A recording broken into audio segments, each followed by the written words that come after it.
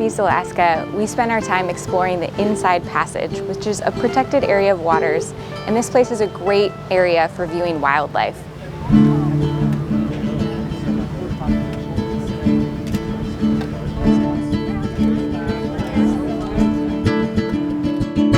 Humpback whales migrate all the way from Hawaii and Mexico up to these waters where there's krill, herring, and all sorts of food for them.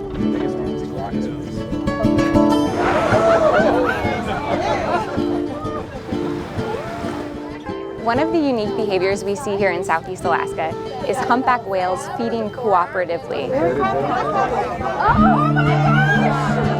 Oh my gosh! That was my bucket list! Is this what they've been doing the whole time? Not that one. These humpback whales dive deep and they actually blow a net of bubbles. As these bubbles raise to the surface, the herring are trapped in this net of bubbles. One of the humpback whales makes a noise or a sound called the trumpeter, and that lets the whales know it's time to feed.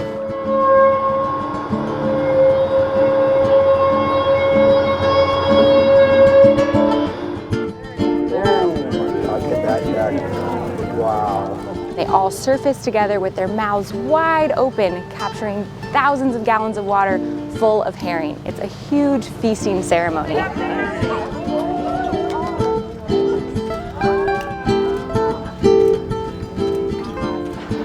This is a taught behavior. Only 90 individuals here in Southeast Alaska do that, so it's really neat. We can really assume that this is cultural amongst these whales.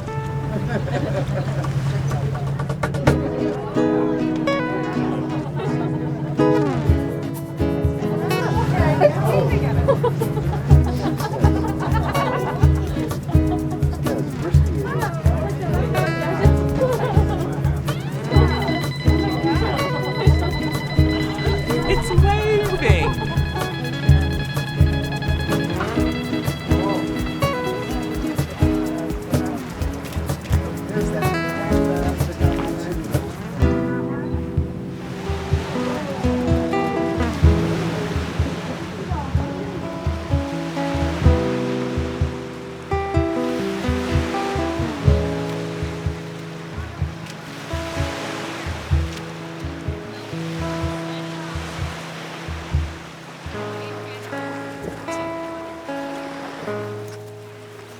So you're in a coastal temperate rainforest, and it runs from up here in Southeast Alaska all the way down into Northern California. It's a beautiful coastal temperate rainforest, very much controlled by ocean breezes and currents, and a range of mountains that's on the shore that stops the clouds and creates these beautiful forests.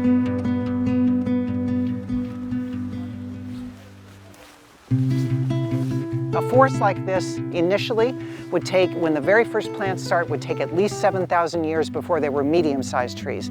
Another huge amount of time before we have old-growth forest. Isn't that amazing? It takes a long time to build up. And it's all interwoven in this huge relationship. So under the layer of soil here, you can actually find the threads of the mycelium. And the fruiting bodies that we see every fall come up when the light gets less and the temperatures go down and the rains come. That stimulates the mycelium to release the fruiting bodies, which are the fungus that we find.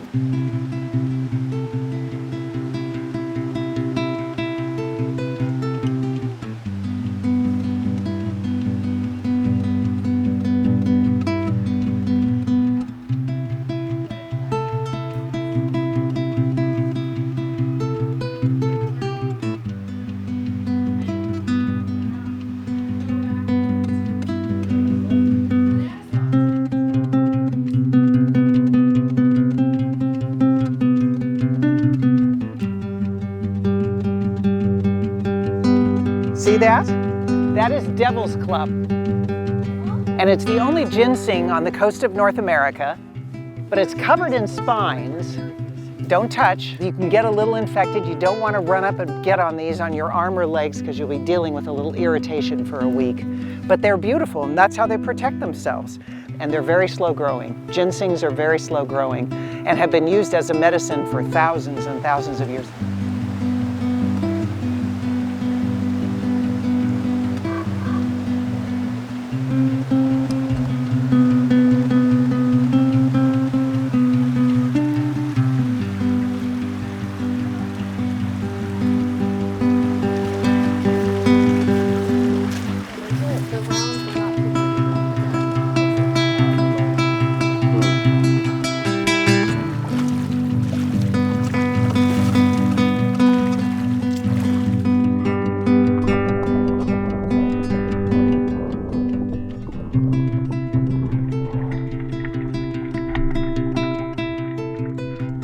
Pacific salmon serves as really the blood of the entire Pacific Northwest. They spend their life out in the open ocean, the whole time becoming bigger and stronger, and at the end of their life cycle, they return back to the streams of Alaska to spawn and then eventually to die.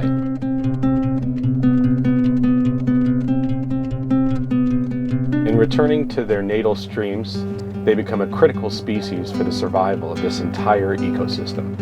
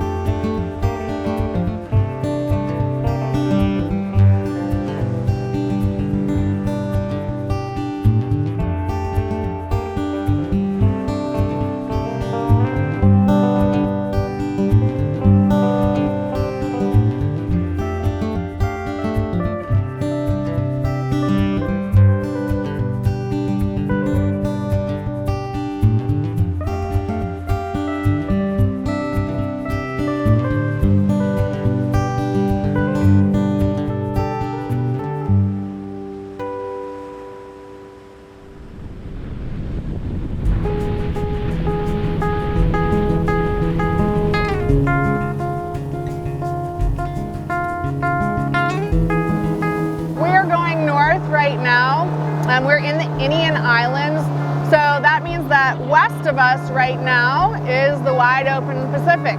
As we've said, this is that northernmost entrance into the inside passage of Southeast Alaska, and we get these really crazy tidal upwellings mixing, the currents crashing, so you can imagine that whole Pacific coming in. These are the little islands that face it.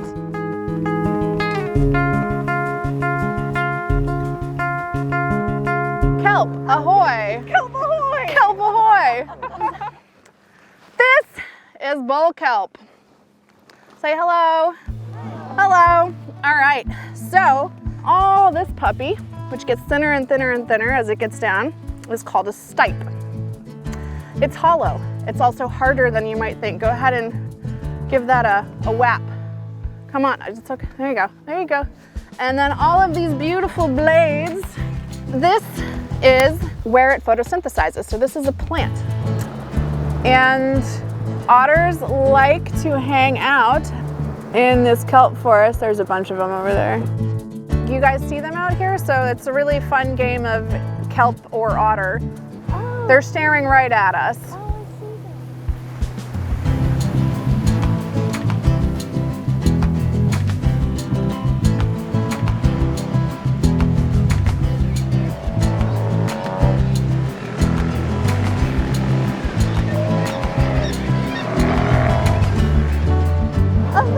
Yeah, so we got some hauled out here. These are chonkers. Yeah, this is a stellar sea lion. But you can kind of tell they're a pretty big animal, right? Yeah. On average, the males, somewhere between 12 to 1,600 pounds. They're ginormous, is the technical term. Yes, I like it. They can easily get up to 2,000 or more pounds, though.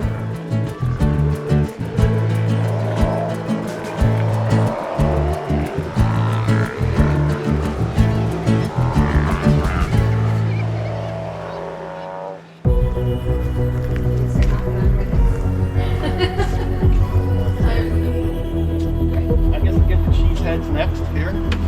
Wisconsin.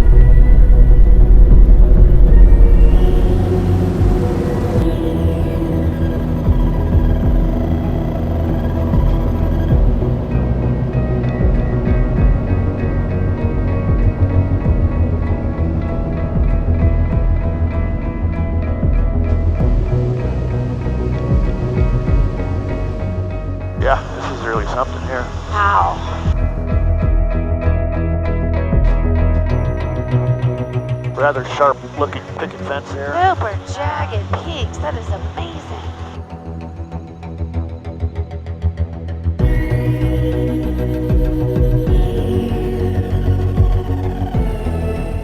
Crazy. It just looks like a giant ice highway. Well, it kind of is, Yeah. you know. Up here, up in the mountains on the glaciers, we typically get 150 to 200 feet a year of snow. Over years, condenses and compresses, becomes ice. It has mass, and then gravity pulls it downhill. So this is called the Davidson Glacier here.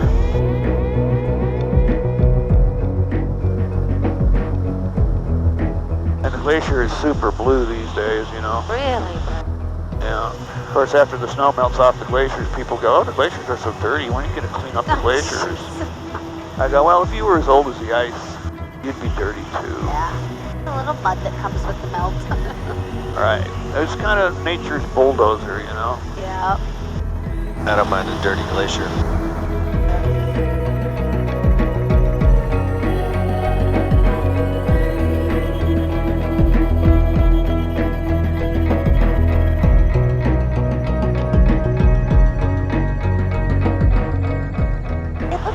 Tracks on the glacier. How's that formed? The big gravel stripes? Yeah. Yeah, the big gravel stripes are called the medial moraines. What's happening is that the glacier is moving down the mountain slowly, you know, gravity is pulling it down. It's scraping against the side of the mountain, so it's making gravel on the edges. The edge gravel is called the lateral moraine. And when two forks meet, the two laterals join and the gravel gets pulled down more or less the middles and they become the medial moraines. And we have some mountain goats up ahead of us to the right.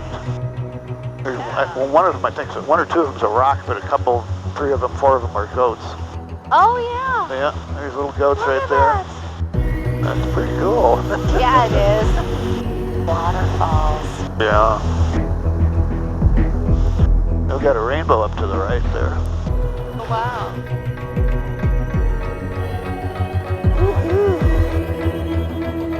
Flying through the rainbow here. Pretty cool, man. Yeah, this is something. Yeah. What did you do this morning? Oh, I chased rainbows. No, what did you do? No, really, I chased rainbows. I'm not kidding. It's just weird how it's following us. Yeah, well, we're right into the sun. You know, the sun's at our back here. That's what happens. Obviously, you haven't spent enough time around leprechauns to know.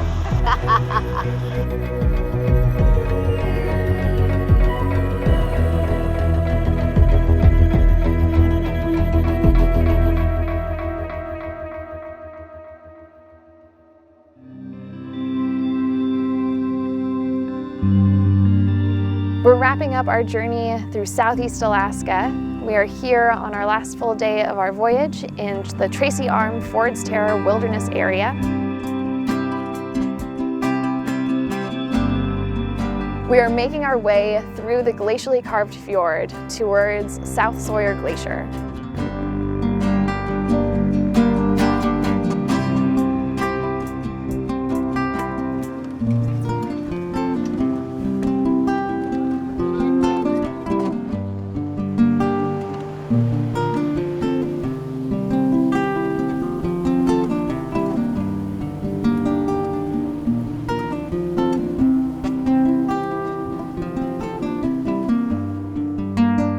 In this place, we are surrounded by incredible scenery and epic ice.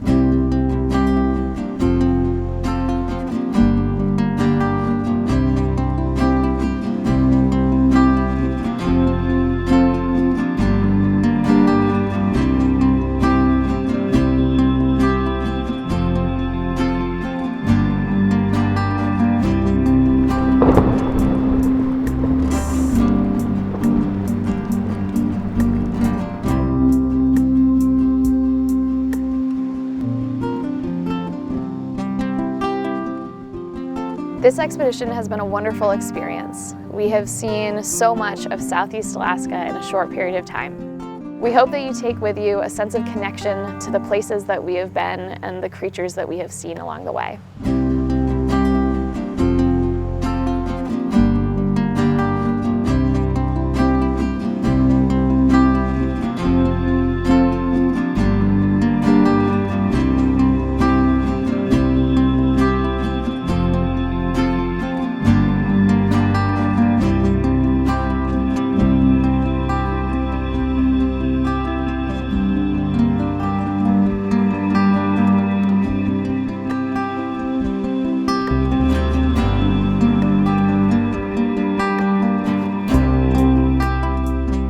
Thank you for traveling with us on this extraordinary expedition through Southeast Alaska. We hope to see you again.